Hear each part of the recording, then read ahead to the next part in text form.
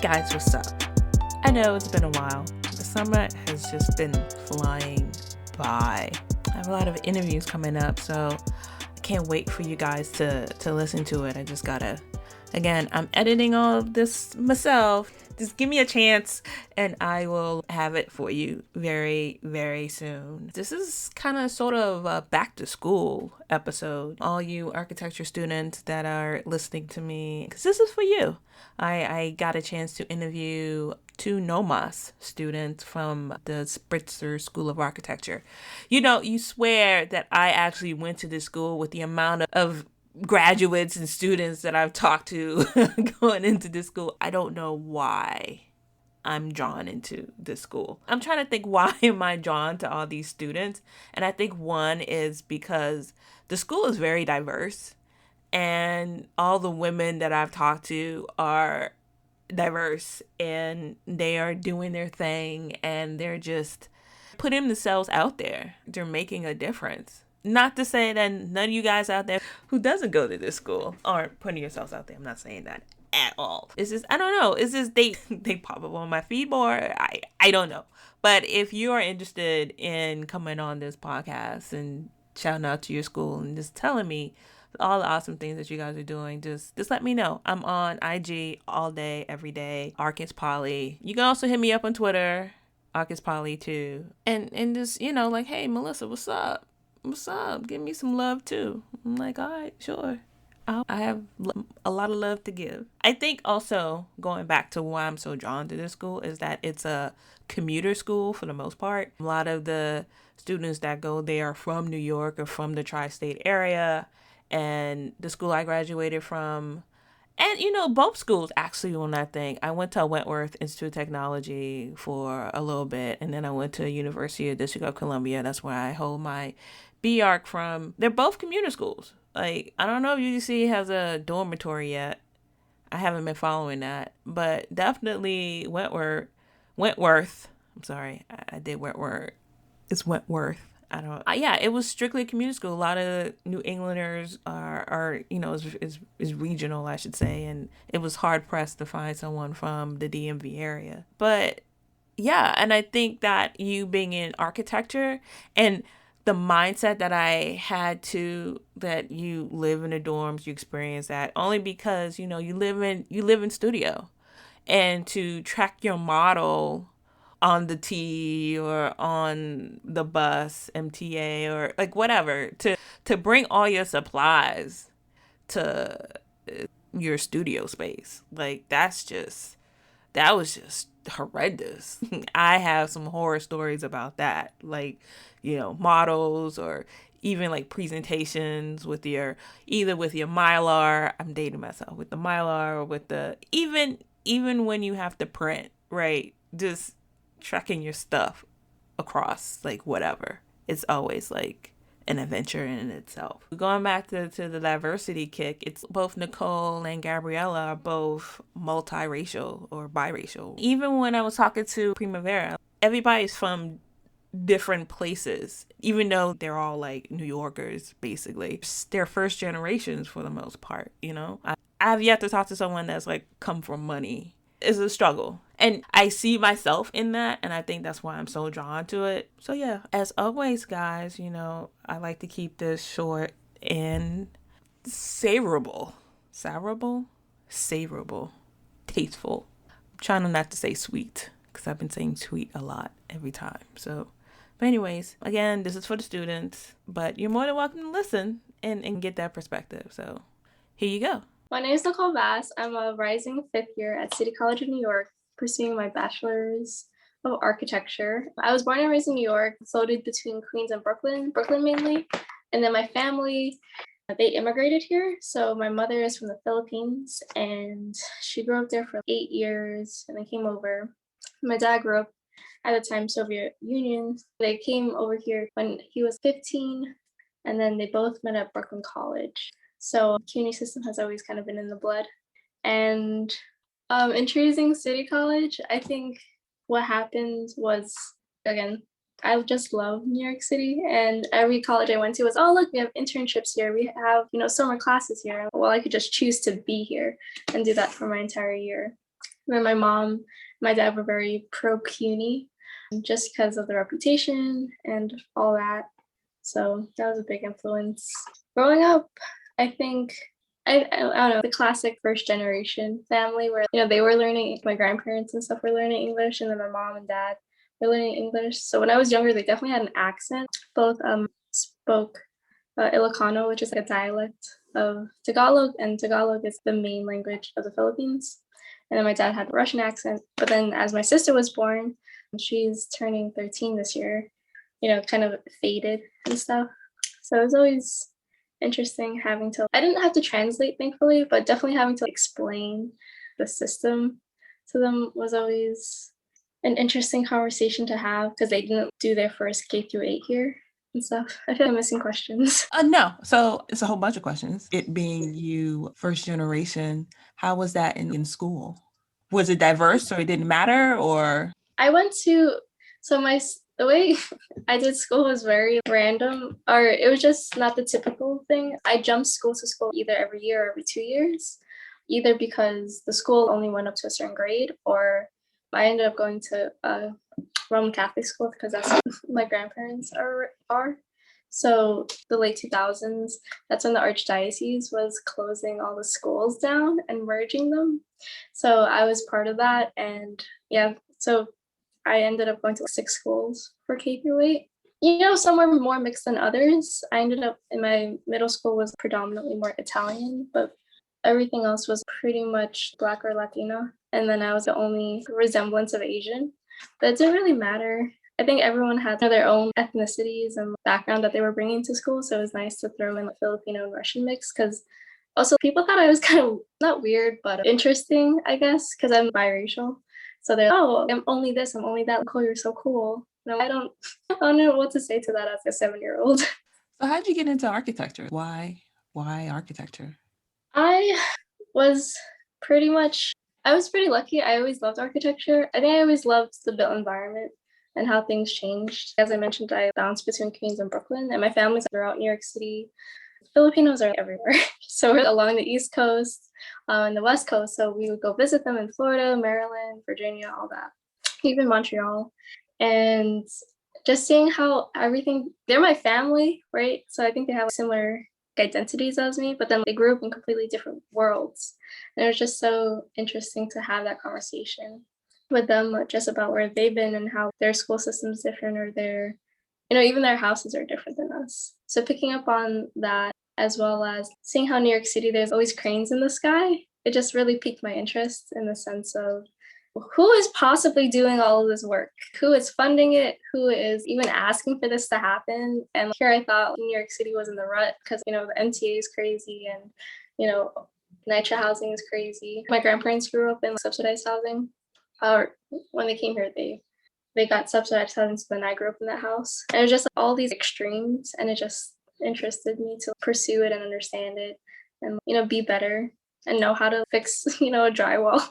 If, again, so much family. So my uncles or cousins threw football or soccer in the house, someone's got to fix it. So stuff that always got me interested. Were you ever in any pre-architecture? Yeah, in high school I was. I purposefully chose to do an art school, but it was a boutique. It was called Gramercy Arts High School. So similar to Murrow High School or LaGuardia, where everyone had a major. So I had a drawing major. I was a 2D drawing major, the charcoal. And then I pursued Cooper Union's Saturday programs that they only have for New York City public school students. And luckily, I just found that they had an architecture program along with, some other sculpture and stuff like that. And then my teacher at the time, she mentioned ACE, which is Architecture, Construction, Engineering of Greater New York. So I was in a firm for 3 years. And they were mentoring me and stuff. And I kept bothering them about questions and, is it worth even being an architect before I even started anything? So yeah, high school I was pretty involved, I guess. Okay. How about you, Gabriella? I didn't know so much about Nicole, so that was kind of crazy. I feel we actually have a lot of things that are similar. So both of my parents, they also came out of the CUNY system.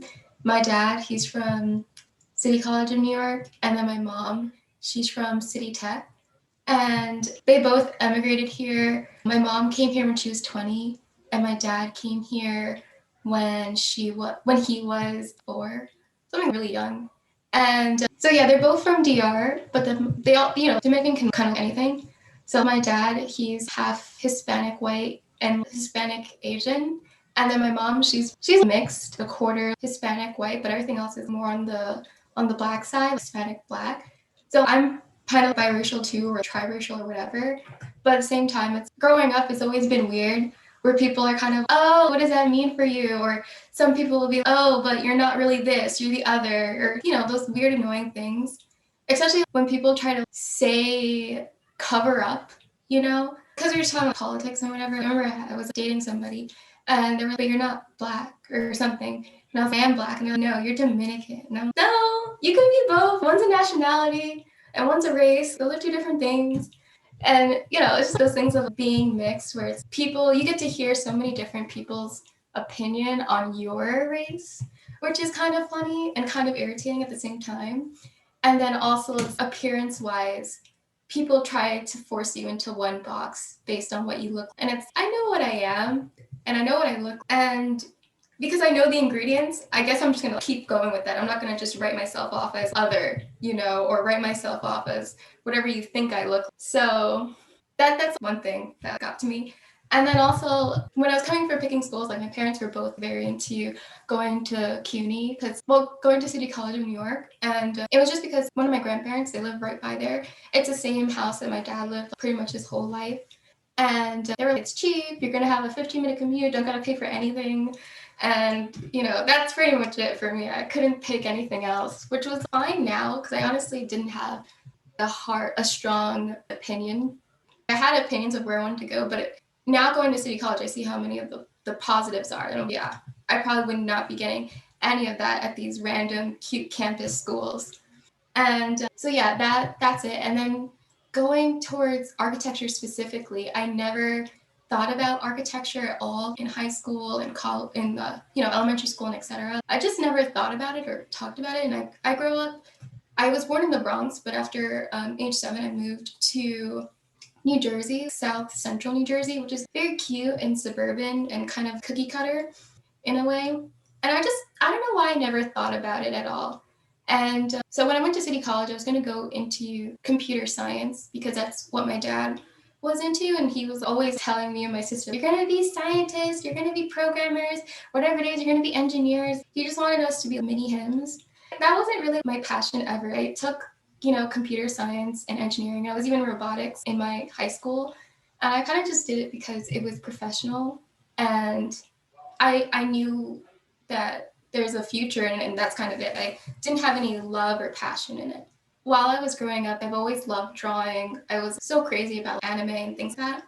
And so when I was in college, on the third or second day of school, my mom, she was, computer science is so not you. You had so much art and this and that. Like I used to do theater as well. And she's, this isn't you. Why don't you do something more, special? And going to the Grove School of Engineering, everyone there just kind of looks so depressed. But I think that's how all engineering schools are because, everyone's so busy studying, for all those finals and things. So I kind of felt this thing, like, this is not for me. So I just went on a little walk. And somebody from outside of the architecture building described the people from our school, the architecture school, as granola people. But we do have our own feeling where it just feels life is calmer and a little bit more utopia feeling. People aren't crying on the floor every day, it feels a lot happier. And so that really brought me to decide, oh, I want to go here because I immediately, like the night of, I looked up, what is architecture, what is involved, because I definitely didn't want to do something that was only STEM, just math and engineering. I realized that, I don't enjoy having a not so well-rounded course, for the next 4 years or 5 years now. I don't want to really learn, only math or only this. I don't want to disregard English, art, all those different things. So when I saw how well-rounded the course was, this is something I could definitely do as a major and as well as a career because I really enjoy engaging the right side and left side of my brain. I never had a favorite subject or anything like that. So that's why I picked architecture. And then as I started going to it, I just started realizing how much of a privilege it was and how enjoyable it is. I didn't even know that you did arts and crafts with modeling. And wow, that's really what makes going to architecture school so livable. At least to me. It's really fun. That's such a sweet story. You're the first person I've ever interviewed that was, I think I'm just going to do architecture in school, in college. Because sometimes I get people who have done a whole major, graduated, and then found architecture in masters. You're the first person that was, I don't computer science, well, not computer, but I don't my major, I'm going to switch majors into architecture. So Yeah, that was a really big YOLO thing for me because I was seeing how depressed the students were, and I don't want this to be my life. And I was something that's still creative, but at the same time makes money. And I gotta switch it now because I don't want to waste time. So yeah, So how did you two meet? Was it through NOMAS or? I kind think of. so. Yeah. School is really tiny. Well, I mean, the architecture school is very small. So we've seen each other before that, but we never really talked until Yeah. NOMAS. The school is only 500 students, so I'm bound to have been on your crit or passed by or something. Start in the same year, right? Is it because there's not a lot of minorities or not a lot of women or? Actually, for our school, it's pretty diverse. I think we actually have more women than men. And then we're just not in the same grade. I don't know. You're 1 year older than me, right? Or 1 year past me. Yeah, exactly. But yeah, our school is really diverse, I would say. Any stories of an architecture student you guys want to share? Oh yeah, Samantha, just start throwing like gossip. I would say definitely learning about every time we have a studio project. I feel like there's so many things I didn't know about architecture or what architecture really was. And one of the biggest things was a lot of times the studios, they tell you, oh, you have to make, something or whatever, but it's so heavy on you becoming an inventor of sorts. And it's, oh, you need to make something that is, going to, right now my studio is about, my project specifically with my two other partners is about solving home insecurity within Harlem for students, specifically for college students. And it's so hard, trying to tackle the issues between, the public, the audience, how the user feels within the space, and how they're going to interact with other students as well to make sure that people aren't looking down at them or saying, oh, this person is homeless. So our whole thing is how do we make this without disclosing anyone's financial background? And it feels a lot. Yeah, we're doing architecture. We're trying to figure out what rooms and things like that, how it's going to be placed, the structure, construction, everything. But at the same time, it also kind of feels business and activism at the same time. And that's really hard to do sometimes, especially when you're trying to present something in studio. It's so hard to find out how much time you want to use into researching this, as well as researching the actual logistics of making it happen. And that's something I did not expect at all.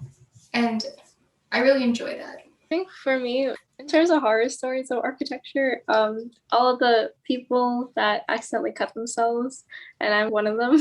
What was I doing? Oh, I was doing some project for construction tech, and we were doing models for it at whatever construction detail. And it's right before class, and I just had to cut one piece of styrofoam, and then the model would have been finished. But then, of course, I was cutting it this way, and I was in a rush and just not paying attention. So I ended up getting stitches all along here. It's 13, I think. Not fun. I ended up missing construction tech to go to the ER. That's how you do it. You use a finger to get out of class. I've seen and heard so much. But I think that's the good and bad thing about architecture is that you want to get everything done before class, but then you also want to be safe. And those two sometimes don't work out. And in a less dramatic example, all-nighters, right? Some people will do all-nighters for a week straight, no sleep, and then if anything, they'll sleep in class. It's so bad for our health. So I think architecture school definitely has made me more aware of a need for work and life balance. Also, I did internships too, so it's work, school, social life, and then architecture. Because even I minor in economics, and then we had gen ed courses, so that was so much different than that. That's one type of mindset, and then architecture was another. So switching amongst all four things is not helpful at times. Yeah, I've been prioritizing the work-life balance as well as time management. That's something that I tell literally every studio partner I get. because as I said before, I used to sleep with my grandma to go to like continental paper dorming or anything like that. And she sleeps at 10 exactly. And I have to be asleep at 10. And I can't stay over at the school because she's going to worry.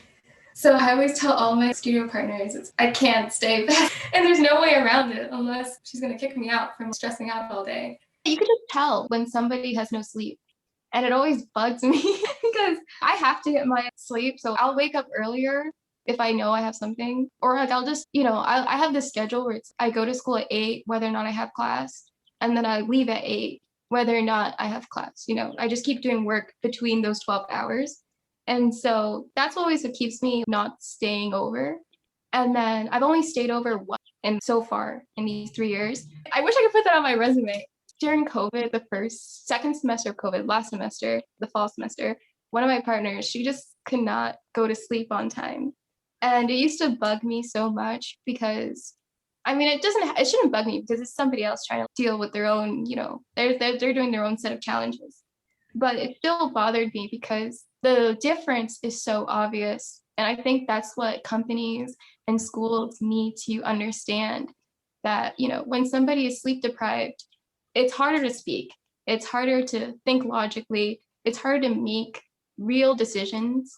And I was just having like this thought to myself in the shower, what am I going to do when I get a real job and they're expecting, me to work past time or me to work on weekends and crazy things like that. I really don't want, my time to be, oh, well, you have time. No, I signed up to work at this certain time, from 9 to 5 or 9 to 6, however long it really is. Because honestly, those are the best times that anyone has, that's the time they're the most alert, most awake, most everything. And if you're going to expect whether me to do an assignment from 12 to 3, well, you're getting the worst hours of my cognitive abilities. And as well, you're making me, more likely to get Alzheimer's disease, more likely to like have aging, more likely to just make a mistake where you don't need it. So I think definitely schools, they have a responsibility to give students more boundaries, to tell students to set more boundaries. And so that way, and also to continue that through company work, because honestly, I feel it makes sense to stay up for a specific night, but once it becomes, a weekly, daily thing, that's when you start destroying your own mental health. And it's sometimes, if you do it too much, it's not reversible. But yeah, I don't know. I get really into health stuff sometimes. A couple of things came into my mind when you were talking. The one thing was how you said your grandma, right? How you're living with her because it's closer to school. Before pre-quarantine. Yeah. And how you have to abide by her rules. Nicole, are you living at home too? Pre-quarantine, I lived at home, but I had my own room. But I was all the way in East New York, so the commute was practically 2 hours. Mm-hmm. But now I'm by Harlem. Okay, so you were 4th year when the pandemic hit, right? Okay, you spent your first 4 years commuting. Okay, I'm just trying to hit a timeline. Yeah. Did your family have rules too? It's tough. I think in terms of rules, the thing is, when I went to high school and went to college, my sister was going until 3rd and 4th grade. So her schooling and making sure that she was okay. Someone picked her up, made sure she had dinner, breakfast, all that. It took, a village to raise a kid. So, priorities and the first of mine was always her. And same with me, I would leave school sometimes to go pick her up.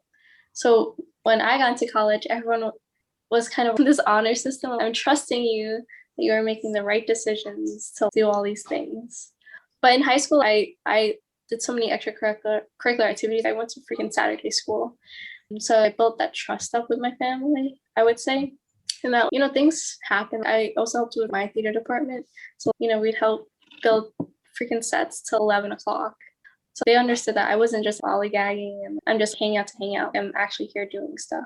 And then they got to see those benefits, see what I was doing, because then they would come to the show, or they would, have the art gallery and, oh, this is what you're spending time on. Or when I graduated, they'll essentially see my resume and they're like, oh, Nicole, like, you've done a lot. Therefore, I could place some trust into you. But it turned into, again, health, as Gabby was mentioning. It's not healthy for me to come home at 4 o'clock in the morning every day, or, during midterms and finals.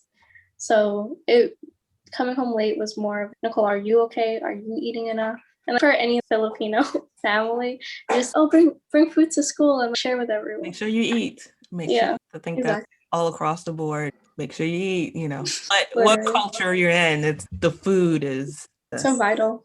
yeah, yeah. Did you guys ever felt like you were missing out on that college experience, not living on campus? I think definitely compared to other schools, but at the same time, I feel like for architecture school, it's kind of a plus too, because I don't really have time. So it's also knowing that there's not even anything out there. It's okay. I don't know. For me, it's fine. I didn't come for school for parties and things.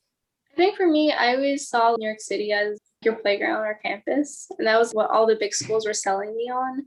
Saying, look, during the summer, during this time period, you get to use New York City as your campus.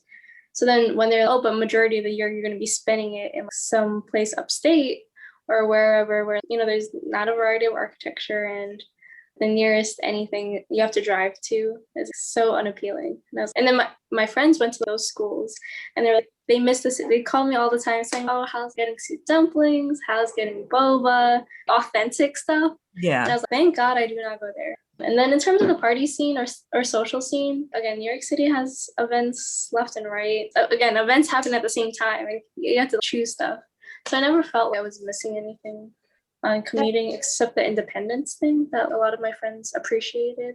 Mm-hmm. Of getting away from family, getting away from parents, being able to do laundry when they wanted to do laundry. But my family really helped me in, you know, pursuing architecture because our building is 24/7 on other campuses. So while I was doing that, they were taking care of my laundry and making food for me. So when I got home, it was already ready. So it was a benefit for me. Yeah. I think the same thing. It's having someone at home to make food is so important because, you know, you come home so late and what are you going to do then? That was definitely the biggest benefit. It's just same thing. There's always events going on. And you can even go to other colleges' events, which is so funny because Columbia's literally 2 blocks down. Like they're having an event, you just go there. Like if NYU's having an event or the new school, sometimes they do little invites. But even just firms, they have their own little events. They have their own happy hours and stuff. And you could just walk in and go, which is always really nice.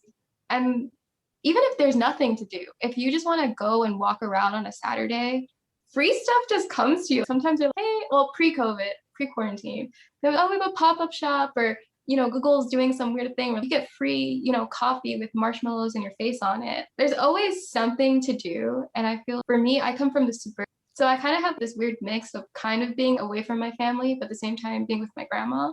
So luckily, you know, I got that whole like feeling of something new, something different, getting to try all these different foods, dumplings and dragon fruit and all those weird things. And so it's a fun mix for me, at least. And I think definitely it's different from what you imagine college life to be, but I think it's a lot more interesting and it's a lot more well-rounded in comparison. Because for me, I think of college parties as college life when they say, oh, we have a college life, you know? But yeah. City College is pretty much a commuter school in itself. Yeah. Yeah. And so the people who are in the architecture school, they all pretty much commute, right? I would say that in undergrad, 80% of people commute, and it's those 20% who live really deep in Long Island or Staten Island or like upstate or something that end up moving in. And then in terms of our master's program, all of them live nearby. But the master's program, I believe, is only like 100 people. And of course, they're older than us and stuff. So it's either because they already moved out and stuff, and then they're doing architecture. How did your school handle the pandemic? How did you handle your school during the pandemic? It's definitely a challenge. It's scary. I remember during that time, that month, you know, everything was going on the news and, oh, it's getting people, oh, people are getting sick. And at that time, they were saying it's a flu, it's not a flu, maybe it can affect infants, maybe it only affects elderly. And I had a studio partner, and she was really hardworking and all these different things. And she lived with an infant, and I lived with my grandma. And my grandma, you know, she's old, an infant's a child. And we cannot continue going to school with the way this sounds. And we were ready to tell our professor, we're not going anymore. We're just going to do our work from home. And luckily, that was the same week that they decided everyone has to leave the building take all their stuff and go home. It was so scary. It was randomly, almost randomly. They were just, today's the last day. Your next class is the last day. So bring all of your stuff home. And it just felt so weird. I don't know. Yeah, it was right, I think CDC ended up calling it an epidemic. And then that's when CUNY was, okay, just be safe. And then CDC called it a pandemic. And then CUNY that's when it hit. It was, okay, everyone go home, like don't come back. And then they did 2 weeks of a pause so that teachers could get acclimated onto the online. But then a month in, they did another pause because it wasn't working out. People didn't have Wi-Fi, computers. As Gabby's mentioning, the work environment is, how can you do school when, there's 10 other people in your household? So CUNY, I think itself tried its best, which I'll give them that. In terms of the department, our architecture department, I personally had a critique on it because then they started posting stuff on Instagram as a way to communicate, update, latest updates. And I had such a hassle. It's so inappropriate because first of all, you don't even know who's like running the account. Yeah, it's school, but is that a professor? Is it the dean? What's happening? Second, with serious matters of life and death, this whole pandemic, you can't be posting on your like Instagram story, hey guys, don't come to school tomorrow. No. First of all, not everyone's on Instagram. Second, who's going to take that seriously? And third, people could copy and paste that and say that, and it's false information. So literally the next day or 2 days afterwards, CUNY wrote that all information will be communicated via email. And we'll have this particular banner and all that because don't trust it. Even our professors didn't even know what was happening. So I think that was my dean too. I did have beef with that dean, but either or, it was still, in my opinion, inappropriate for any school. I saw how other private schools were dealing with it, and that they were also posting on Instagram or just not having a direct message. And this is so they pay, quadruple times our tuition, and they're getting that type of communication for something that's forcing us all to stay home. It's absurd. You have a communications team. We have a communications team. Use it. We're paying for something, right? Sorry, I'm still. Yeah. It was so weird because a lot of people have Instagram, and so of course if they have Instagram they knew, but there's a ton of students who just didn't. And if you weren't going to be giving the real emails, then you can't be giving this type of news because there's just going to be people who are unaware of what's going on.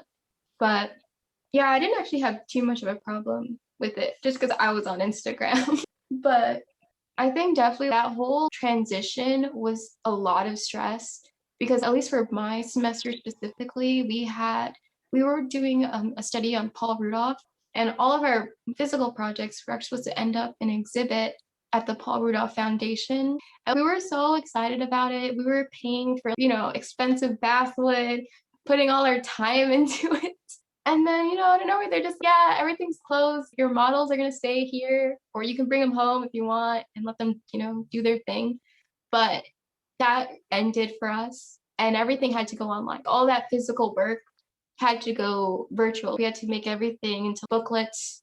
We have a different presentation style for all of our studio work, and definitely changing our presentation style is also interesting, but also the work ethic changed completely, from people having that excitement of coming to school every day to like being able to sleep till who knows when. That changed. My partner, she was really, really hardworking.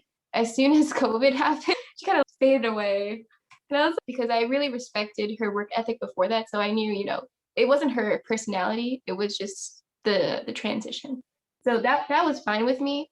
I think definitely for other people who had different partners, it was not fine. But I was chill with it. And, it was finding that different ways to present, as well as the organization through Zoom. Are they going to have breakout rooms? Is everyone going to be in the same room forever? Desk crits were kind of weird. Sometimes when people were presenting their final work, no one really got to see it because the professor would only be meeting with them for their final presentation. And so that whole thing of learning from others and taking what's good and putting it into your own project kind of disappeared sometimes. And there was this really big lack of connection between the entire studio. It was mainly just you, your partner, and the professor sometimes. So it felt very isolating, especially when you only see the same four walls every single day, which was kind of demotivating a lot of times. Because if you feel you're doing poorly, you just couldn't really go to another student and see, what else is going on and how do they figure the same issues out. You said that desk crits were done one-on-one. Mm-hmm. So how did that work? You just shared your screen and just took them through the idea of what you were trying to do? Is that essentially? Yeah. Sometimes professors, they will send an email before class saying their time slot. So they'll say this group goes this time, that group goes this time. And other times they'll set up a bunch of breakout rooms. So each group goes into their own breakout room so they can work together during the studio day. And then the professor just goes and meets with that person. And it's all we have to prepare pretty much. I mean, some people prepare presentations. For me, in my groups, normally we present a couple of tiny little presentations of what we're going to work on or what we've been working on. So, a finished section, a finished map or whatever. And we just do a mini version of our regular final presentation if it was to be a presentation. And then the professor just critiques us and then we go back to doing our work. That's how the desk crits go. They don't really feel a real desk crit anymore. I think for the spring semester, it was a bit easier because, we already developed the idea and it was like mid-semester. So everyone kind of already knew, just make final drawings and stuff. But starting from scratch in the fall semester and the spring semester again, it's so difficult because I'm very much a sketcher and I have trace paper, my desk's a mess, it's full of mason jars full of pens and pencils. And my desk showed the evidence of my efforts. The textbook's open, I scanned pages and highlighted them and sketched over them. And then this is all the information, let's talk about it and sort through that.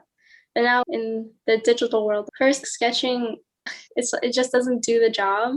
I bought an iPad to sketch because sketching it and then scanning it, either the shots weren't good or, I just finished that sketch and I have to bring it up or upload it, or Miro wasn't working, so they weren't seeing it, but I was seeing it. Or, having Zoom, Adobe, and Rhino on your computer at the same time, the lag was ridiculous. So you had to really prepare, whereas at least before you could low-key do things last minute, just show that you're in the middle of something.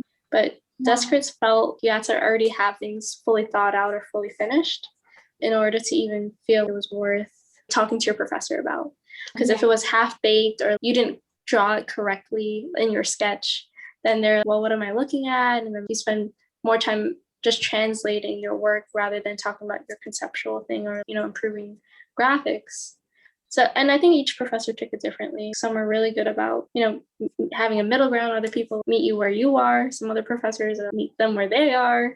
So it's definitely an adventure. This year, I learned how important sketching was. Every year passes, hand drawing kind of goes away more and more. During this year, I just realized how much faster and easier it is to get an idea across, especially when it's so hard to communicate with your team members, because you can't really be on Zoom for 8 hours.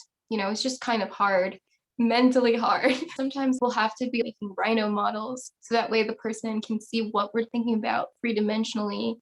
And it's really quick to make a lot of decisions a little bit too fast when you're on Rhino. Your idea starts warping into this way where not every wall has been actually thought out. It's just because I had to make it three-dimensional. The project takes its own direction, and it's kind of bothersome because that collaborative work isn't perfectly melding together. That's kind of the biggest issue I had this semester as a three-person group, which was the Rhino model doing its own thing sometimes. And also the stress is so much different on Zoom when you have to present, and also when you're just scared, because when you're on Zoom, I sit on the same chair literally all day. And sometimes, I forget to eat because it's so easy to just keep working. And I'll have literally, my mom will be so nice and she'll bring food next to me and I'll just leave it there because I'm still working. I was like, it could literally be 2 seconds away from me and I still don't eat it because I just keep thinking one more minute, and then you find out it's an hour or two later. And it's when I'm on Zoom, I never got this stressed out doing presentations. I love doing presentations. But on Zoom, I would get shaky. I would have a headache literally every Thursday and Tuesday, which is every day I had Zoom. I would have this huge headache every single time I present. The hours before presenting, it was crazy. I never felt that way. Why? Why? I think it's definitely because of being in the same four walls and just looking at a blue screen all day and not moving and not eating. Because at least when you're in studio, you're walking from place to place, your body's moving, and you're not looking at a blue screen. But it's so intense. Even for little things sometimes, just talking to my professor or doing an interview, I will get shaky. And I used to never get headaches. I never had migraines or anything. And they're super strong now, which is crazy. Yeah, I get migraines too. I've had it even before the pandemic, and mine is a little more environment control like based, where if you're moving, Spitzer was always cold. So moving from that room to a warmer room, that kind of triggered it. But yeah, staying on the screen so much just made me so nauseous that I would literally have to take like 3 to 4 day break and tell my professors from different classes, hey, I can't go to, I'm not coming to class because I have a major migraine. It's so annoying to not even be able to look at my phone to text my mom, okay, I'm okay, or it's pastime with Netflix, because that's how intense the migraine was.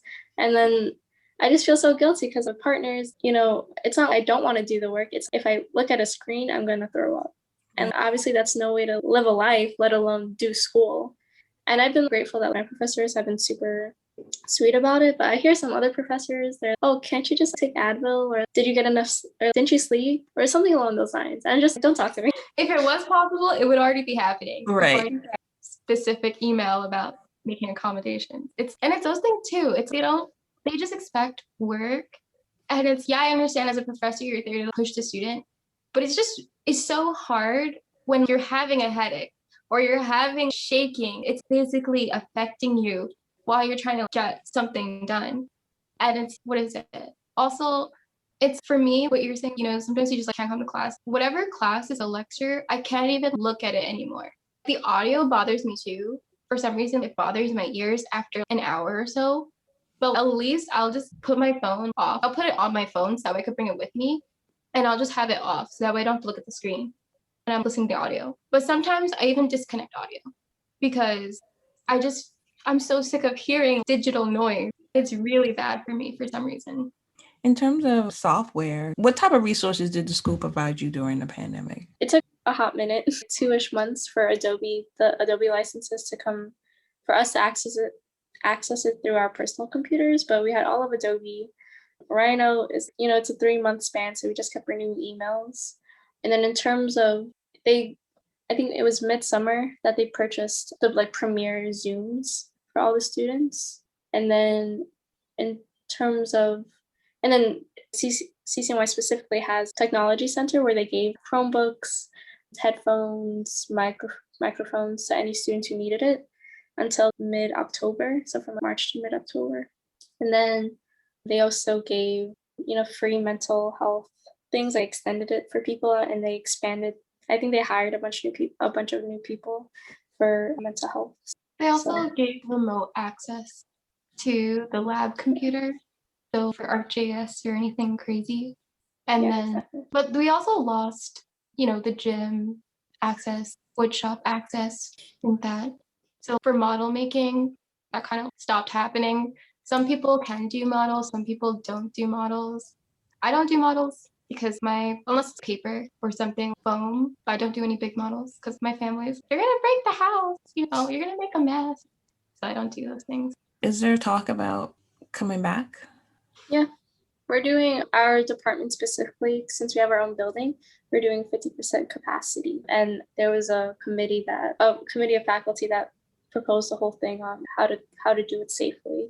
They're still working out the kinks and details of it, but essentially everyone's gonna have an in-person experience. It's at least studio, and then depending on other electives, depending on the professor's comfortability, as well as, a lot of students went back to their home countries and stuff. So it's gonna really be all figured out or finalized in October and August and September. Yeah. So we know at least studio, we're gonna have at least one in-person type of hybrid thing. Every week. And then talking about the international students, I think that's gonna be the hardest thing because you can't come from another country, pay rent for one class a week or one class every 2 weeks. That would be crazy. During the transition, I actually had a friend who was international and she lives in Dubai.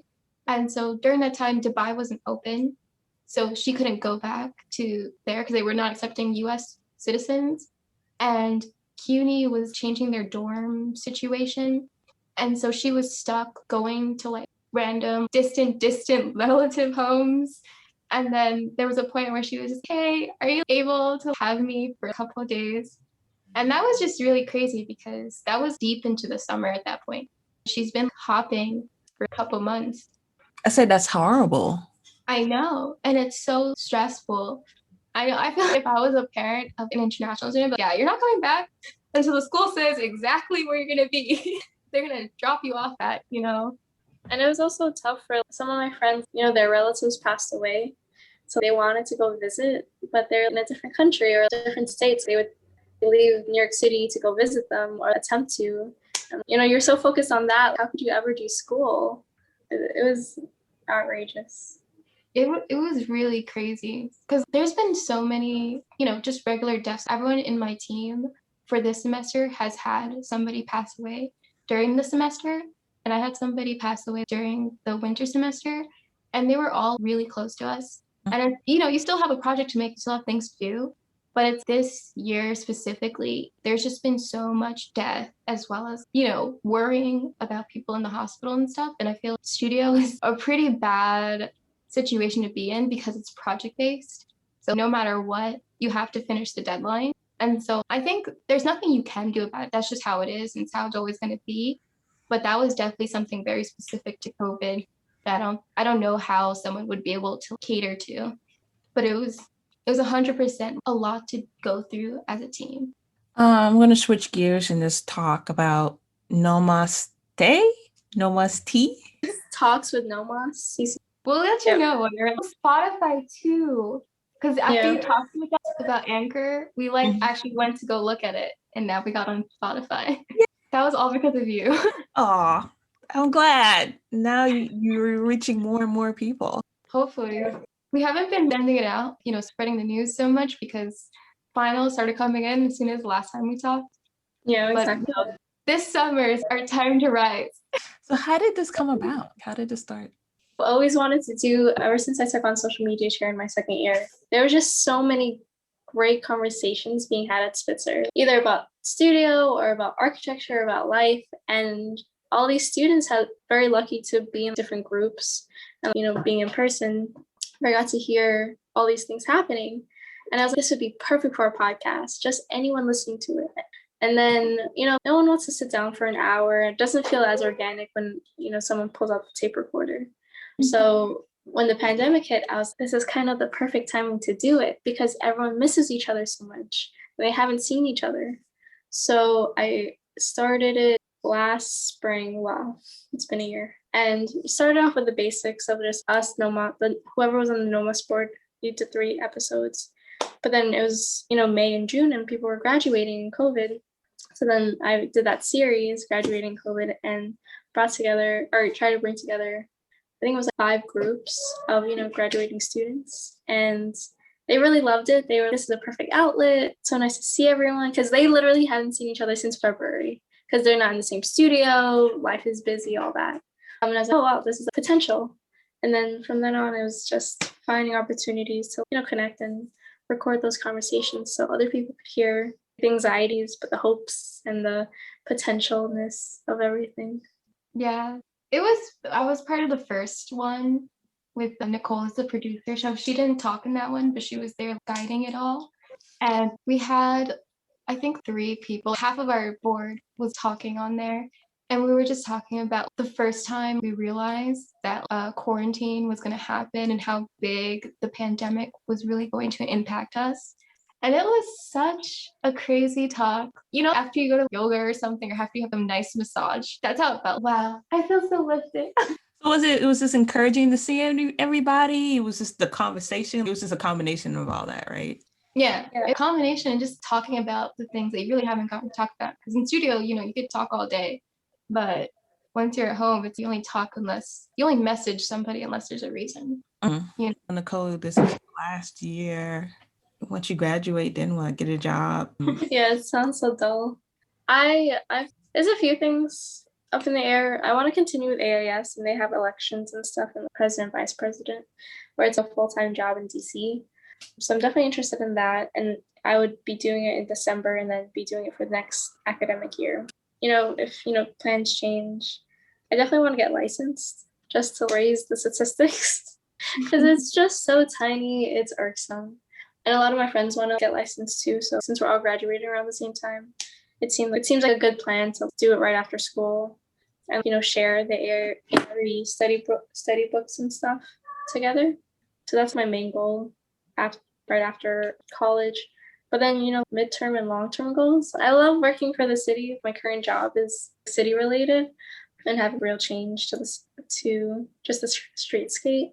I'm working with real owners of properties or residents and helping them change their own neighborhood.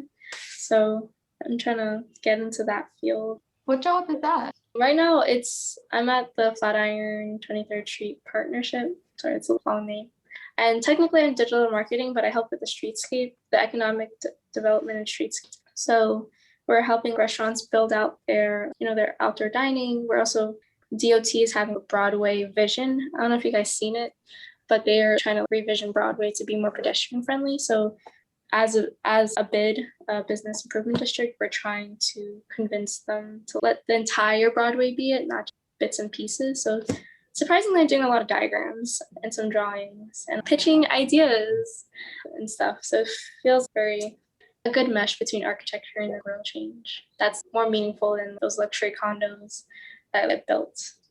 As a digital marketer or marketing intern, I have to do weekly and monthly roundups of what's happening in the district. And then I see the numbers are crazy. There's these 3 hedge fund companies that bought, I forgot the name of the building, but they bought a whole entire building block for $13.1 billion, and they're going to redevelop it. And it's just, what is happening right now? Where is all this money coming from, and who's going to get hired? And do we really need to build out more offices? Literally, Midtown has a surplus of offices. Do we genuinely need another one? So I really hope that these offices stop existing. You know how 50% of all the skyscrapers aren't even being used? Exactly. That bothers me so much.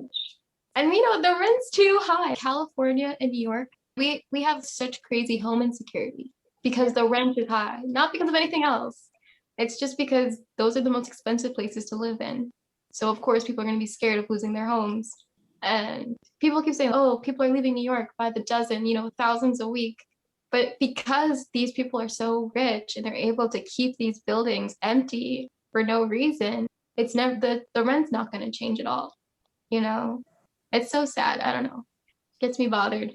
So speaking of futures, is that part of it? Fight the man in the office building. What are you going to do after you graduate? For me, I don't know. I have so many angry thoughts. I don't know. That's a weird term. It sounds really cool. But so many things I don't enjoy about New York City that I love New York City as much as I hate it, So it's even. We're neutral. But some parts of me really just want to get away because of, the air pollution, the schooling is so stressful, the whole top 8 testing and all that. Since I didn't go into New York as, for public school, that I was doing New Jersey, just knowing how the school system is set up bothers me so much. Knowing how much the MTA makes, but it all goes to New York State and not New York City, even though they make trillions every year. And New York's, oh, we're so poor. I don't think so. You're getting $5.75 for me every day, and more sometimes. So I don't understand how you could be so poor. But anyway, just their whole financial situation bothers me. And after school, I'm just Nicole. I want to get licensed as fast as possible. My whole goal this year was finding a real architectural internship because I've had a lot of, different internships as well as random side gigs and stuff that just totally weren't architecture related, but they were definitely fun, But now, so I feel I'm finally on my way towards an architectural path. So that way when people look at my resume, they're not, oh, you want to do something outside of architecture? Oh, no, I'm dedicated. I'm just very curious and explorative too, okay? And so yeah, I definitely want to go into architecture. And the type of firm I want to go into is definitely something that I'm still unclear about. Because I do have these feelings about, down with the man type of stuff. Capitalism is the worst, making everyone sad. And New York City is, the exaggerated version of all of what's wrong. sometimes. And so I don't know, because I want a lot of money and I don't want to be poor. But at the same time, if you want to do your own thing, get into your own type of activism, you're going to have to be able to break away from a 9 to 5 and build it out yourself, which means a lot of work and not knowing whether or not you will be paid. And so it's really hard for me to really know what I want yet. I still don't know what I want.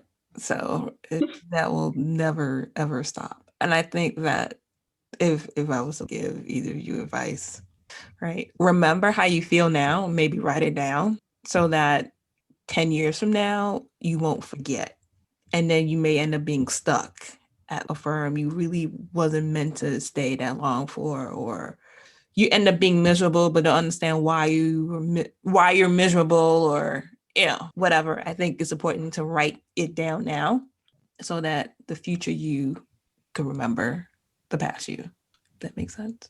Yeah. We could do future letters to ourselves. Right. Yeah. I graduated today. These are all my hopes and dreams. And then 10 years later, those are my hopes and dreams. What happened to them? Oh my God. Because you guys are, bright-eyed, and just the world is just waiting for you. And then you hit 30 and then you're, what happened? So you are the future.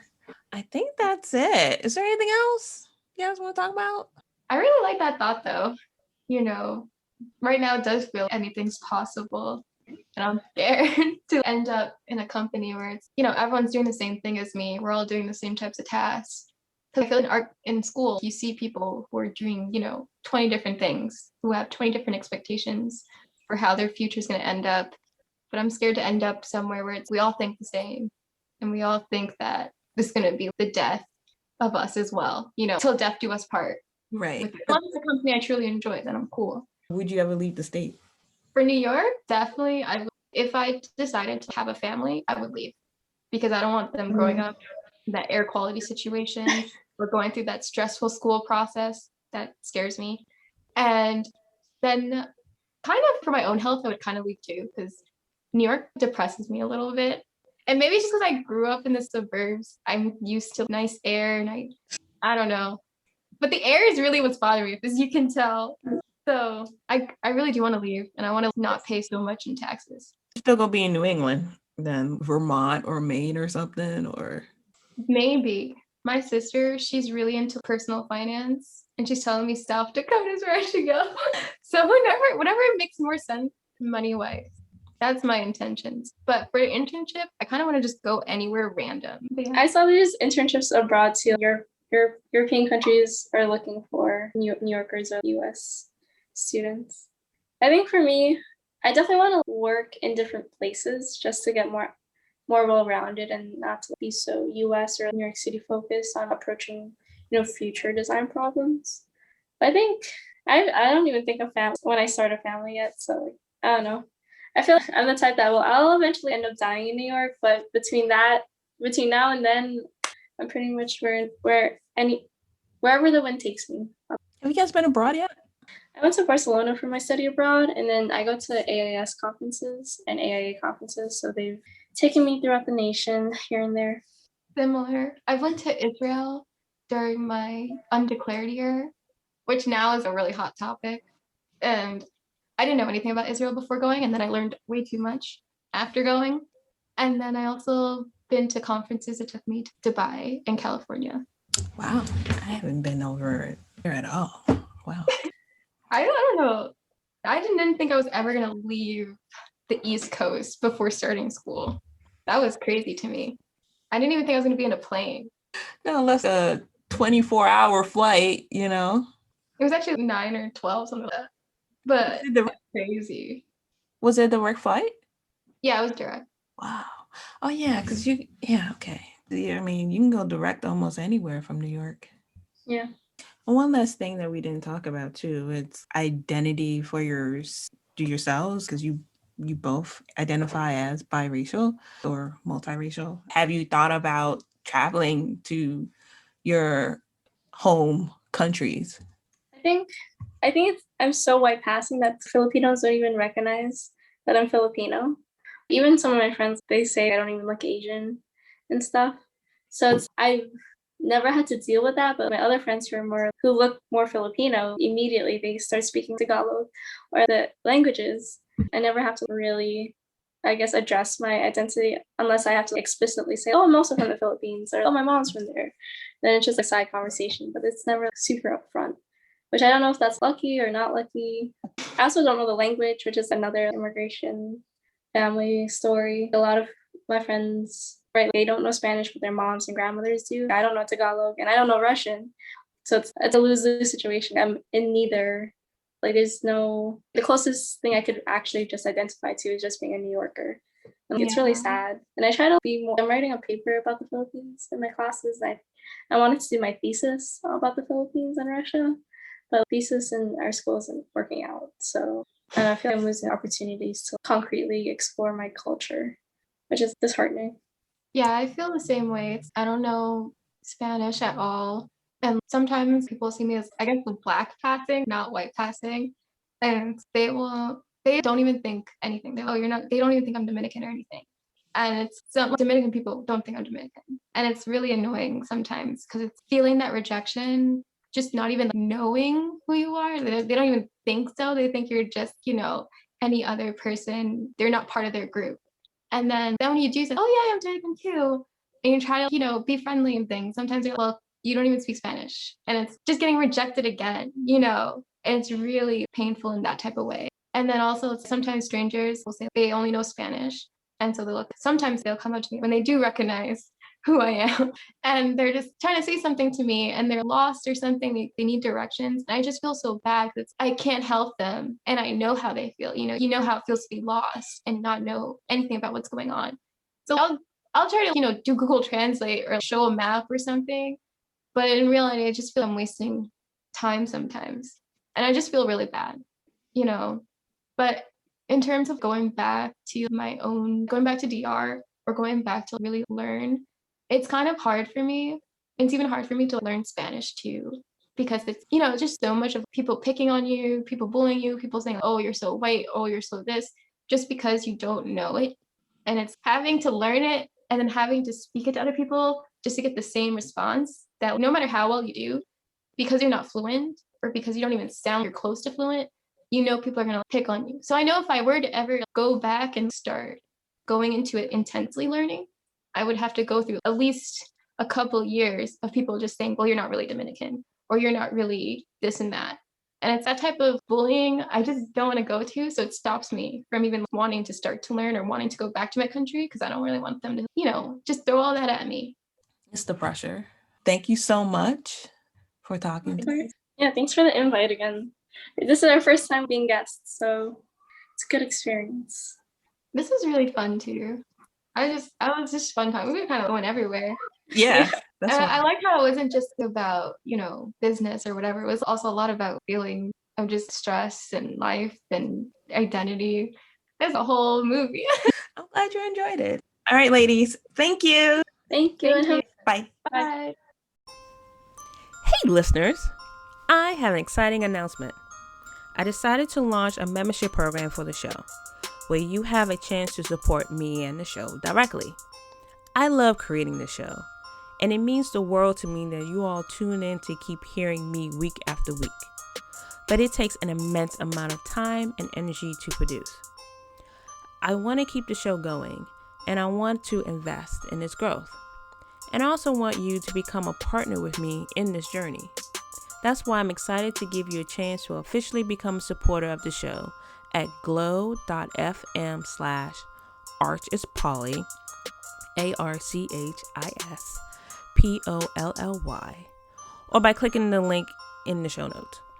It's quick and easy. It takes less than 30 seconds and just takes clicking a link in the show notes and using Apple or Google Pay. You don't have to create any new logins, and you can contribute as much or as little as you like. If this show is part of your day or week, and you like what I'm doing, then visit glow.fm/archispolly, all one word, and support me and the show in any way you can today.